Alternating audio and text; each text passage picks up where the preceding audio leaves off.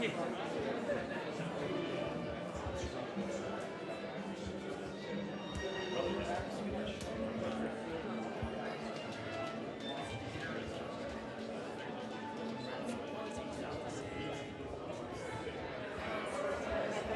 brought out a white card if you want it.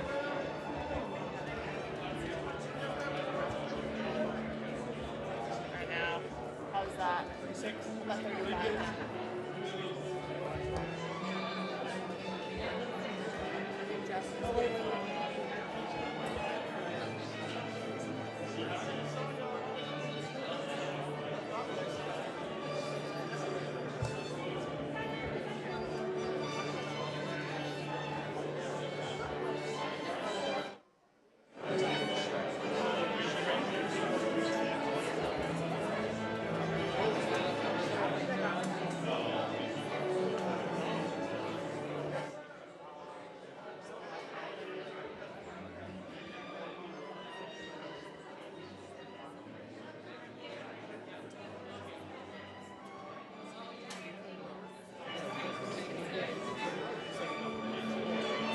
Check, check, hey, hey. Audio check 1 2. Audio check 1 2. You should be getting that now. Jax, you get me in the back? Okay. Check 1 2. Jasmine? Yeah. Check, hey, hey, hey, hey. Main cam? Okay, that's good.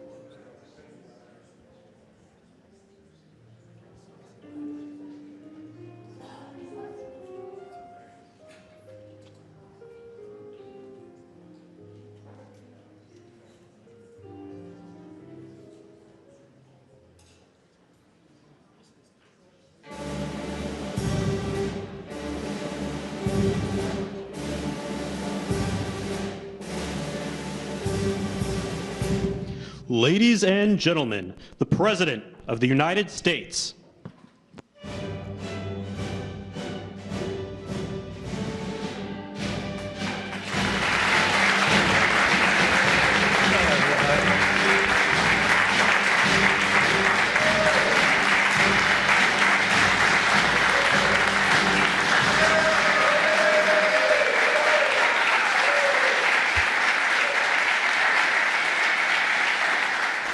Well, thank you very much. Please sit down. Please, thank you. We have a lot of great political leaders, and the biggest political leaders around, I guess you could say, but by far much bigger are the business leaders. It's not even close.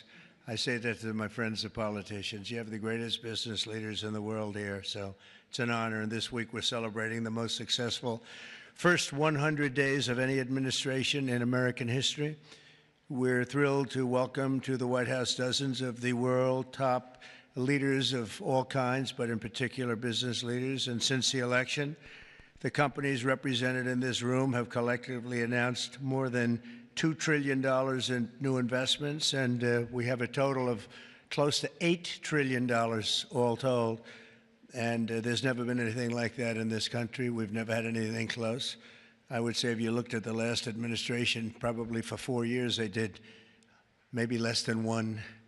And we've done almost 8. I would say we'll be above 8 in a period of 2 months. So something happened. I think two things happened. November 5th happened, and November 5th gave you tariffs, intelligently used tariffs and various other forms of incentive. But it's really amazing. There's never been, I don't think there's ever been anything like this anywhere in the world. Together, we're going to bring back the most beautiful words. I always say made in the USA, the most beautiful words. We're going to have made in the USA like we haven't had before in a long time. In addition to the business leaders whose companies I will mention in just a moment, we have some great people, great senators. Marcia, where are you? Where are you, Martha? Martha? Marcia, thank you very much. Marcia Blackburn, Bill Cassidy. Bill, thank you, Bill. Ashley Moody. Ashley, thank you. And John Husted. John, thank you very much.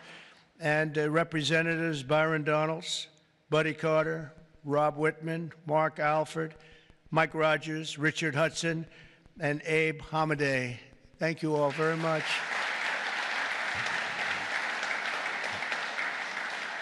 We have Mike Kehoe, governors, Jim Pillen, Kevin Stitt, Mike Dunleavy, along with numerous other members of my cabinet, and I want to thank you all for being here. How come my cabinet has such good locations? You should have given them up to the business leaders. We want their money, you know.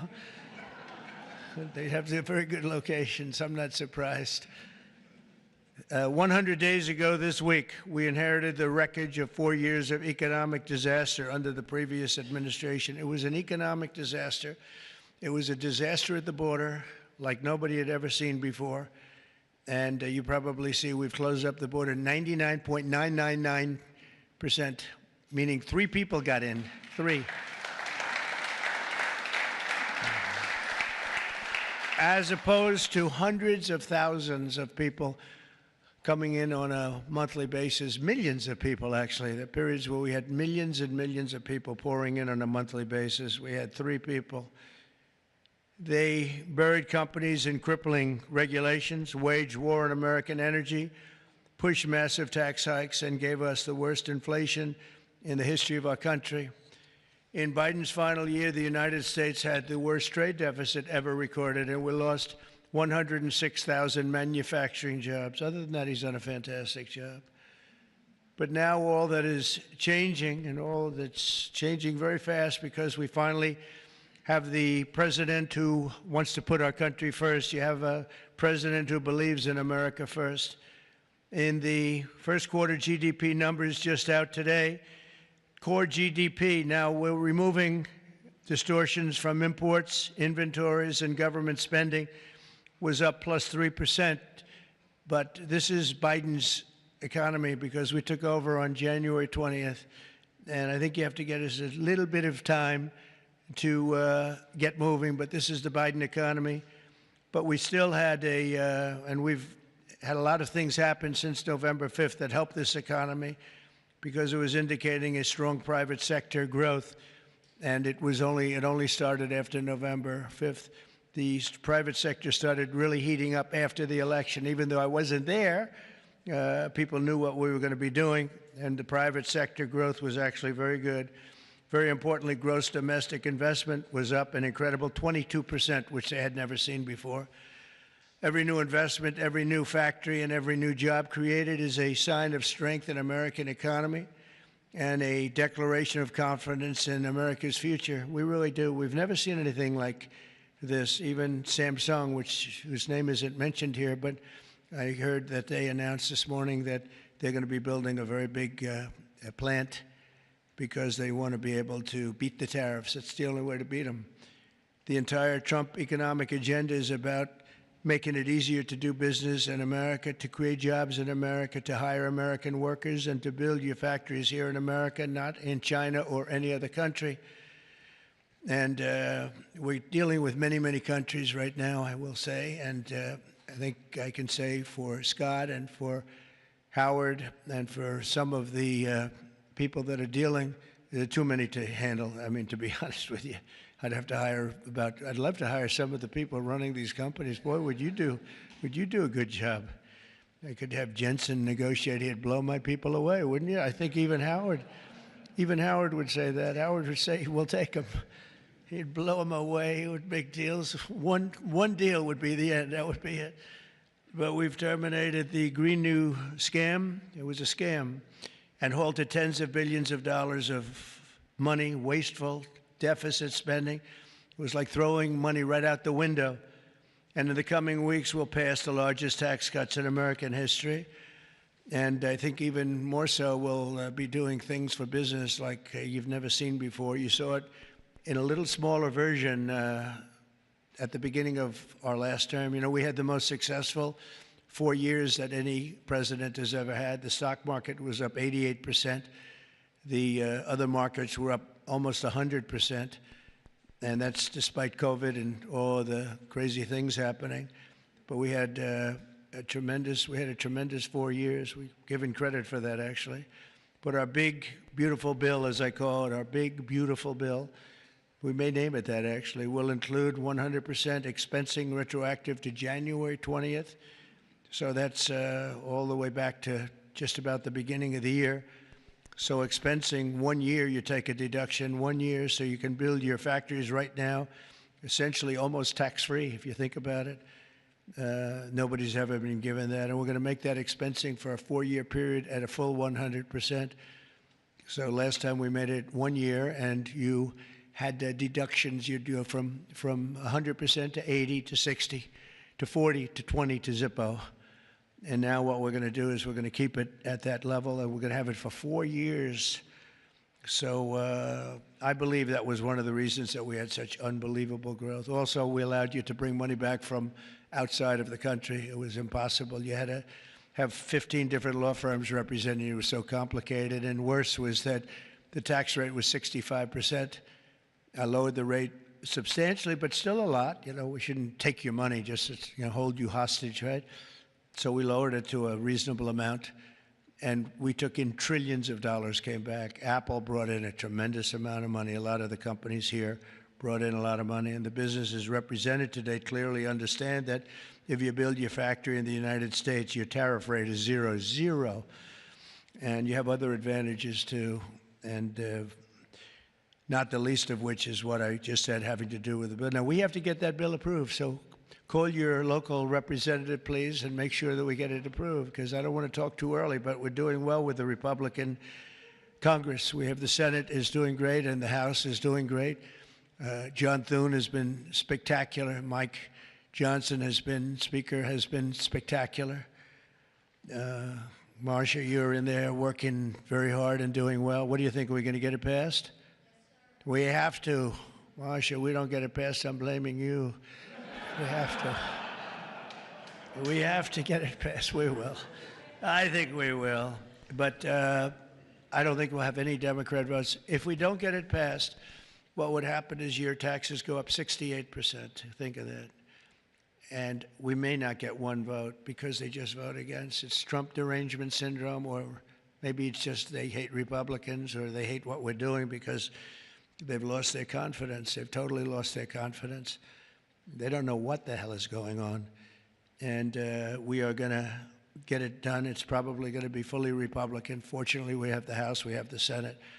And we may or may not have a couple of grandstanders, I don't know. But if we do, it would be good if you could work on anybody. I mean, if I were a Democrat, I'd be voting for it 100%, because I think it's very dangerous politically not to vote for it. Think of it, your taxes go up almost 68%. So, but it looks like we're in good shape, I think, and hopefully we'll get it approved. It'll be the biggest bill ever approved in the history of our country, and it'll be the biggest tax cut ever approved in the history of our country. And in addition to that, regulations, which I'm doing in and outside of the bill, will be as big or bigger than we did last time. We have the record for regulation cuts in the 4 years. We cut 4 times higher than any other president in a 4-year period. And we're talking about 8 years and 2-term presidents. We're 4 times higher than any other president in terms of regulation cuts. And I went to a friend of mine who happens to be in the room, one of the biggest business leaders. I won't mention him because I don't know, maybe he'll like it, maybe he won't. I said to him, so have you had your choice between the big tax cut last time and the big regulation cuts, which were the biggest, again, the biggest we've ever done? I would have said taxes, but he would have said regulation. I said, which was more important to you? And he said, if I could only have one, yeah, if you could only have one, he said, most important would have been regulation. The regulation was more important than the tax cut. And I mean, we cut your taxes from almost 40% down to 21%. Now we're bringing your taxes down from 21% to 15% if you build your product, make your product in the USA. So if you make it in the USA, those chips, those beautiful chips, will make those suckers in the USA, and you're going to be all the way down to 15%. And I think there's never been anything like it. So now we're at the lowest scale for a large country, by far the lowest scale. Our pro-jobs, pro-American economic policies are a major reason that businesses around the world have announced $5 trillion of investment since November 5th, and now we think it's up to plus $8 trillion, and they're really coming in. They're really coming in fast. Some of them don't bother calling us. Some of them don't even want meetings. They just start their plants and start their factories. I want to express my tremendous appreciation to the business leaders here. You are really an amazing group. This is a who's who. I don't want to say, there's an expression if something ever went off, the entire industry would be wiped out, but I won't say that. I want to think very positively, and that could never happen here, could it? But I want to congratulate you all on your incredible success and accomplishments. You've been amazing. You're the biggest and the best. So I'd like to introduce some of you, President and CEO of Hyundai, Jose Munoz. Jose, thank you very much. Fantastic. Jose is investing $21 billion, including $5.8 billion for a new steel plant in Louisiana, which is a beauty. I saw a picture of it, which is going to create at least 1,500 jobs, just the plant alone. Thank you very much, Jose. Beautiful. Chairman and CEO of global shipping giant CMA, CGM, Rodolphe Sade. Thank you, Rodolphe. Thank you very much. Fantastic. Investing $20 billion in creating 10,000 new jobs at least. Thank you very much. That's fantastic. You'll be very happy. President and CEO of Toyota North America, Ted Ogawa, investing $88 billion. Where's Ted? That's fantastic. Thank you, Ted. That's fantastic. Ted's investing $88 million for car production at its West Virginia factory, which is a beauty. I've seen it, actually. Congratulations. Thank you very much for being here, Ted. Co-founder and CEO of Anduril, Brian Schimpf. Oh, Brian. Thank you, Brian. He's investing $1 billion for a new manufacturing facility in Ohio and display. Next to me is their 125-pound Roadrunner drone. Where is that little sucker? Where is it? Which is that? Whoa. That's a nasty-looking thing. That's a nasty. I look up there when I'm having dinner outside. I used to look up and see the moon. Isn't it beautiful? Now you see the moon, but you see drones all over the place. And I say, let's get the hell out of here. That's a good one, isn't it, huh? I can see it. CEO of Worldwide Amazon Stores, Doug Harrington. Thank you very much. Thank you, Doug, very much. Investing $4 billion this year alone, and I know they said they're going to be investing a lot over the next 2 years. We appreciate it very much. Thank you, and say hello to everybody. CEO of Venture Global, Mike Sable. Mike, thank you very much, Mike. Investing $18 billion in liquefied natural gas expansion in Louisiana. That's going to work out good. Thank you very much. President and CEO of Siemens USA, big company, Barbara Humpton. Thank you, Barbara. Thank you very much. Investing $285 million. Executive Global Chairman of Pratt Industries, friend of mine, Anthony Pratt. He's investing $5 billion. Thank you. Thank you, Anthony. I read a report today he's the richest man in Australia, but who the hell knows? Do you think you're the richest man in Australia? Close. I don't like to put you on the spot like that, Anthony, but that's pretty good. Thank you very much. That's great. $5 billion. Founder and CEO, Chobani Hamde Oleaka. Where are you? Thank you very much. Investing $1.2 billion. Thank you very much. CEO of Bell Brands USA, Yvonne Girard. Yvonne, thank you very much. Thank you very much. $350 million. President of Schneider Electric North America, Amar Paul. Amar, thank you very much. Investing $700 million for energy infrastructure in its largest investment in its 135-year history. Chairman and CEO of Johnson & Johnson. Oh, I know, I've heard of that company, huh?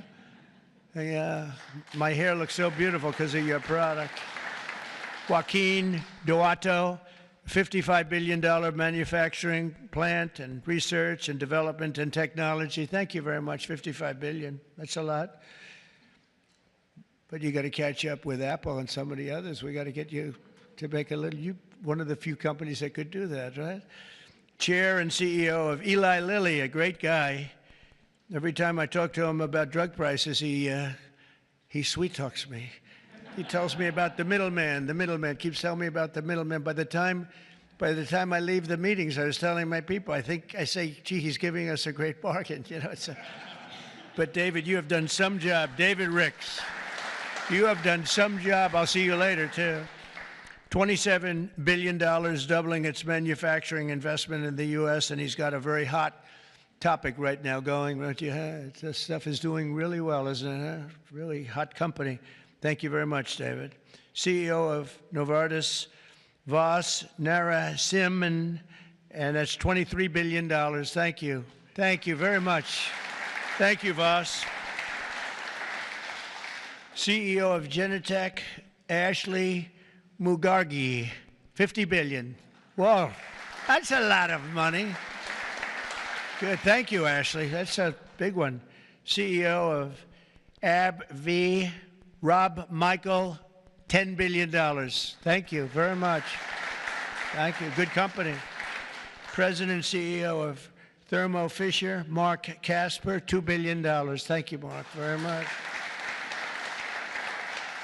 Chairman and CEO of Merck, great company, Rob Davis, $9 billion. Thank you very much, Rob.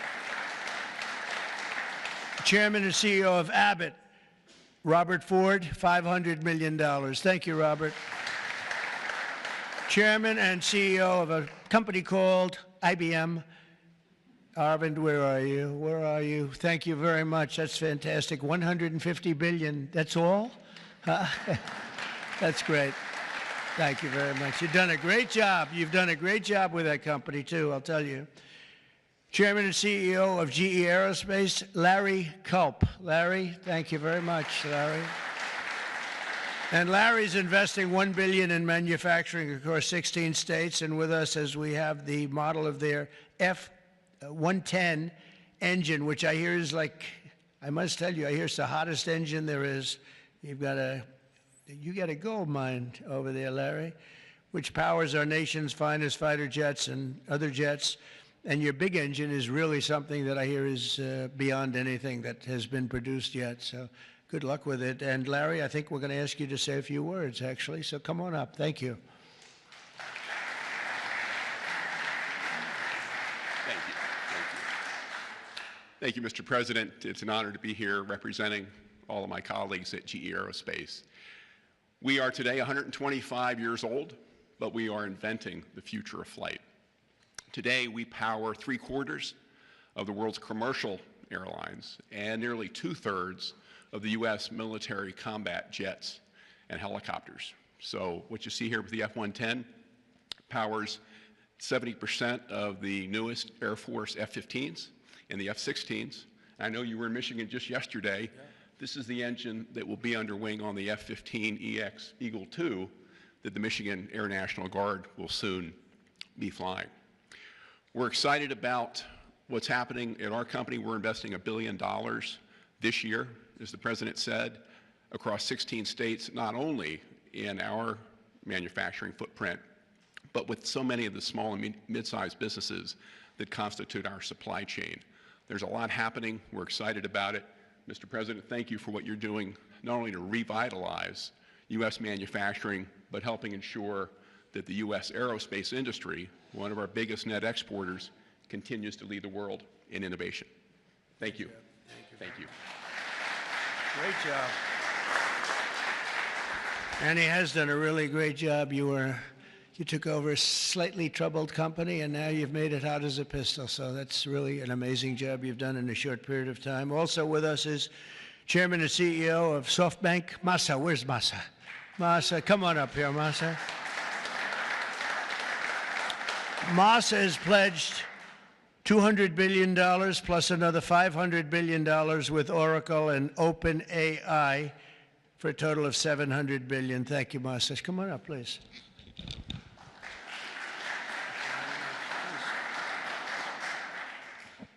Well, first time of Trump administration, we made an announcement, commitment, $50 billion. We delivered $70 billion over 4 years last time. This time, I tried to commit $100 billion, and President Trump said, "Oh, Masa, go for more." so we did the $200 billion commitment, and then right after that, we SoftBank, OpenAI, Oracle, and MGX together, we announced $500 billion investment. This is the largest investment for infrastructure in the United States, investment. And I think this is more than the scale. The importance is this is the largest infrastructure for the AI, which is the future of mankind, I believe. It's going to change every industry, every way of how our mankind's lifestyle of the future. I am committed. U.S. is the center of innovation. U.S. must continue the leadership of AI. Thank you very much. Thank you. Thank you very much. Great honor. Thank you very much, Masa. Been a friend of mine for a long time. These guys are mover. We got to say, you are really something. It's great. We appreciate it too. It's a great spirit, great genius. Tim Cook from Apple is pledging, not only pledging, is committed to $500 billion. They're going to build plants all over the country, 7 or 8 different states. They've already started. And so I want to thank Tim. That's such a big investment for somebody that, had them pretty much in one location, as you know. Now they're coming into the United States, I believe, because of the spirit and the tariffs and the incentives. So that's Apple for $500 billion. And one of the most brilliant men that you'll ever meet, the man that's done in a short period of time something that is incredible. He's the founder, CEO, and president of NVIDIA. Jensen Huang, he's producing up to 500 billion over the next 4 years to manufacture the most powerful AI chips entirely in the USA for the first time ever. Jensen, would you come up and say a few words? This is a smart cookie.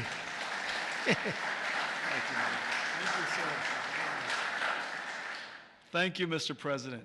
It's a great honor to be here.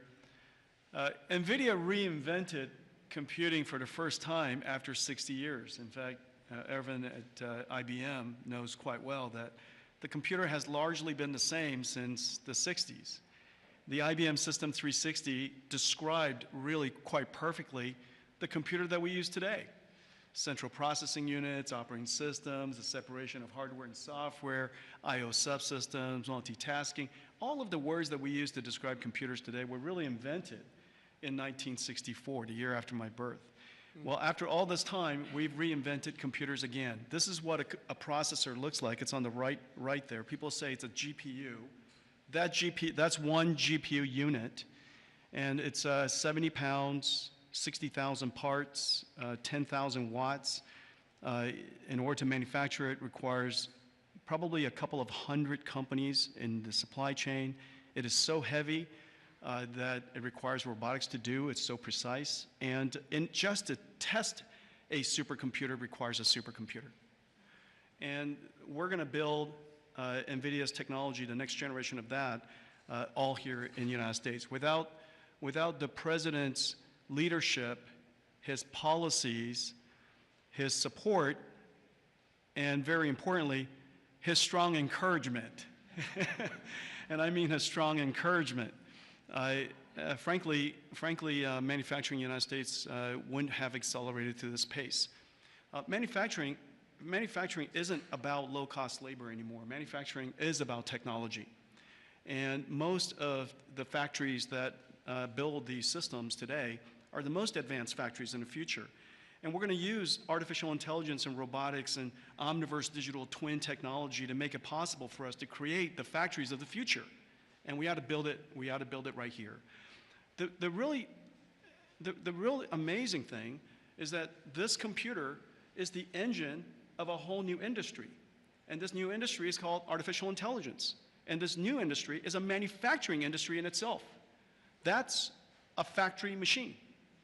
Just as several hundred years ago, the dynamo was invented, water would come in and electricity would come out. Now electricity goes into this machine and incredible tokens come out, artificial intelligence.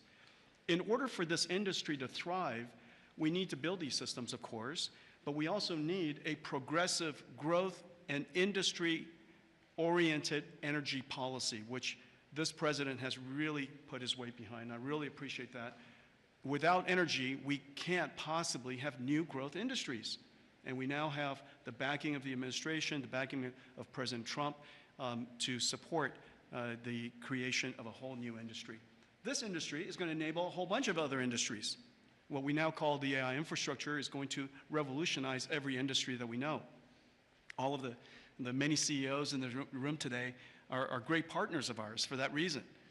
We're working on artificial intelligence for many industries, from healthcare to drug discovery to life sciences, financial services, education, so many different industries. And that's going to be possible because we have the fundamental infrastructure here in the United States.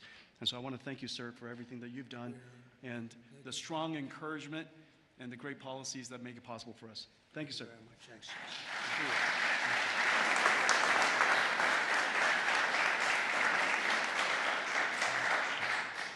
Another brilliant man. You know, we have brilliant people here, and we like brilliant people, actually, but we have a lot of brilliant people in this group, and it's an honor to be with you. Past 100 days have been fighting to reclaim our jobs and bring our country back to a level that it's never seen before, and again, renew the American dream, which is what we're doing. We have tremendous spirit.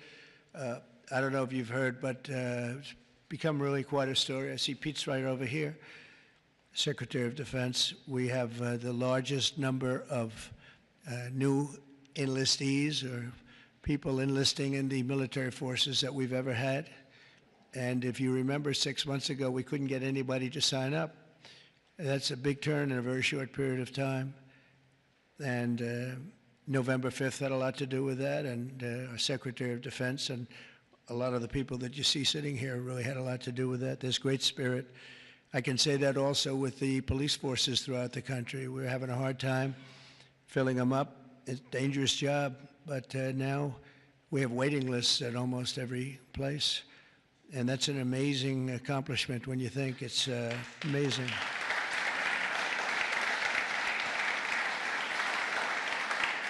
And when I first came here, you remember just 3 months ago, I came in and they started screaming. The fake news was screaming. They were going crazy about eggs. I don't know about eggs. What's with eggs? Tell me.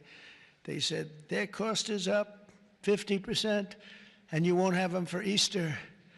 I said, well, I'll have to get onto it, but this isn't my problem. This is Biden's problem. I've only been here for 4 days. They're screaming at me about eggs like it was my fault. I just got here. Didn't know anything about it. We got it taken care of, and eggs dropped 87% in the last short period of time, and everybody had eggs for Easter. In fact, we had a big Easter egg hunt on the lawns. We had 48,000 people actually came. And we had a lot of eggs. I don't know how many, but there were a lot. We didn't use plastic. They said, could you use plastic eggs? This is in early January. And I see our Secretary of Agriculture is here. Would you stand up? You did a great job. You got me out of a lot of trouble. Brooke Rollins. She got me out of a lot because they were trying to blame me for eggs, and I didn't know anything about it yet. Explain it to me. But we had plenty of eggs, Brooke, right, for Easter. There was no dearth. And we have another man in the audience who's maybe the most important man in the room because he's the head of the Environmental Protection Agency, meaning he's the one that approves all your plants. And when Jensen and some of the others came in about numerous of the others, especially having to do with AI, they came in, I learned a lot. Number one, I learned we need double the electricity that we have right now for the whole country, and really more than that. I mean, 2 times would be even better. It was like unlimited thirst for electricity. And at first I said, you know, how's that possible? But that's, whatever it is, it's possible. That machine that you say you can barely lift is, I guess, it sucks up a lot of energy. But we need more than double what we have right now. So you take all of the energy, even the energy in this beautiful, incredible, is this the greatest? I mean, no matter, I don't care where you come from with your $50 billion plant, the White House is the White House, right? You got to see in the Oval Office. If you want to take a trip down to the Oval Office, any of you, you come down with me, I'll show you a beautiful office. It'll blow your beautiful offices away. They'll stop and they'll say, for a lot of other reasons, but it's a beautiful place. And if you want to, I'm serious, you can do that. But I told Jensen, I told Tim, I told everybody that's building these very big, incredible plants, really plants of the future, they were talking about hooking into the grid. I said, well, you know, the grid is old, and it's subject to mishap. Things can happen, including storms and much worse than storms. And if you want, I'll let you build your own utility plant, your own electric plant along with your building. You can build it inside of the plant or you can build it outside of the plant. And I went to Lee Zeldin right here and I said, Lee, we got to get fast approvals for these people. You know, they're going to do the best job. They're going to have the best engineers, the best everything. We'd like to have them build their electric for them. They don't have to go outside. You become a utility. You become a great producer of electric, and if you have any extra, you put it back into the grid if you want, or you sell it back in.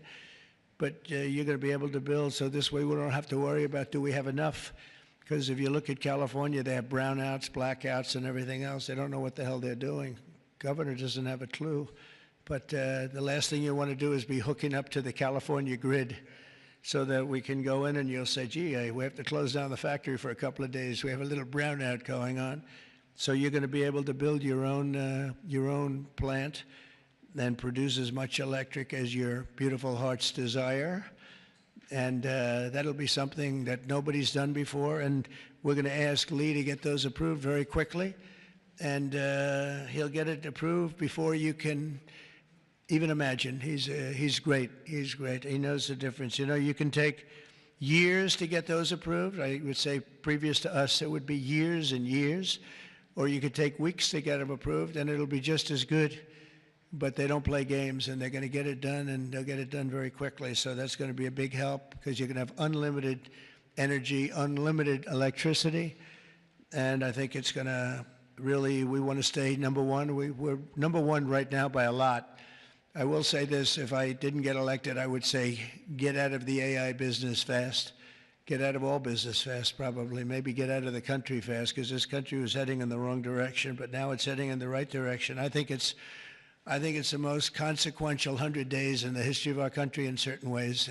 We had an editorial from a group that normally wouldn't give good editorials to people like me. And they said he's the most consequential president because of what he's doing with all of these policies that you're reading about, long beyond the electricity and the plants, having to do with many other things like secure borders and all of the many, many things I could go down and name them. We're gonna be getting tremendous amounts of drug and pharmaceutical companies going to be pouring into the country. They're going to have to.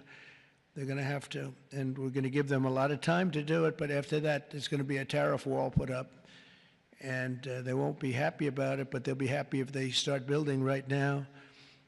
Right now, it's going to be build, and after a certain period of time, it's going to get tougher, tougher, tougher, and then it's going to be real hard to do business in this country.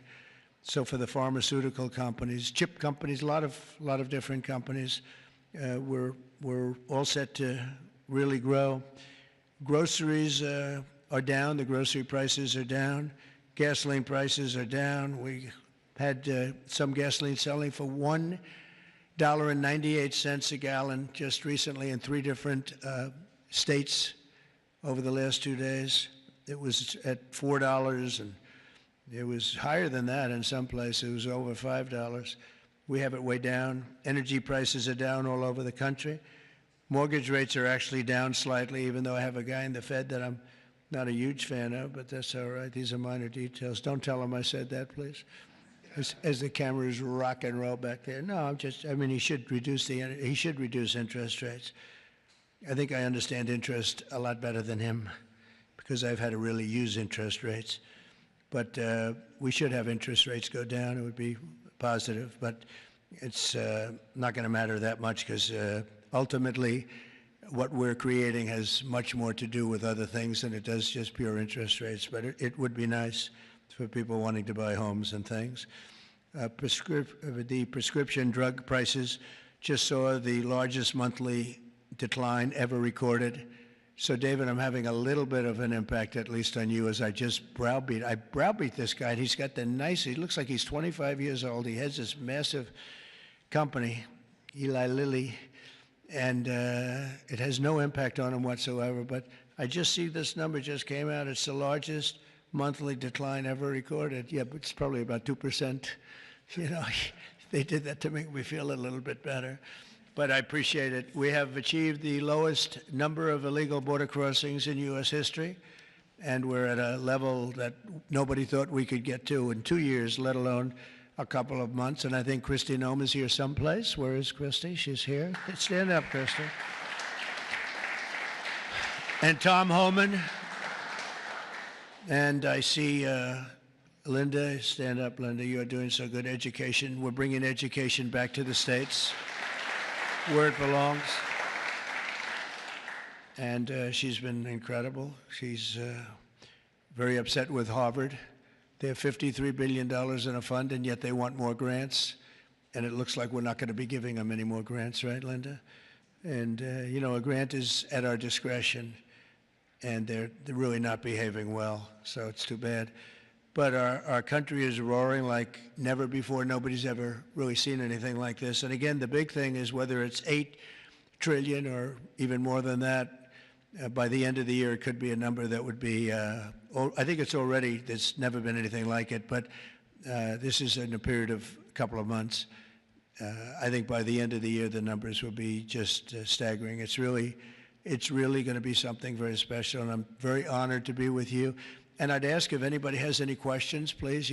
This is your time. This is your time. You'll be live on television, all the fake news back there. Now that'll keep them down, right?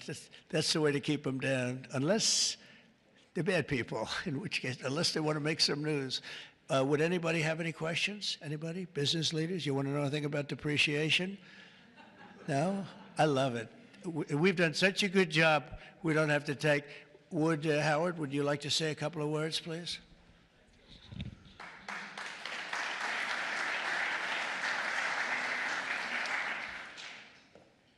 The president talks about $8 trillion coming into America.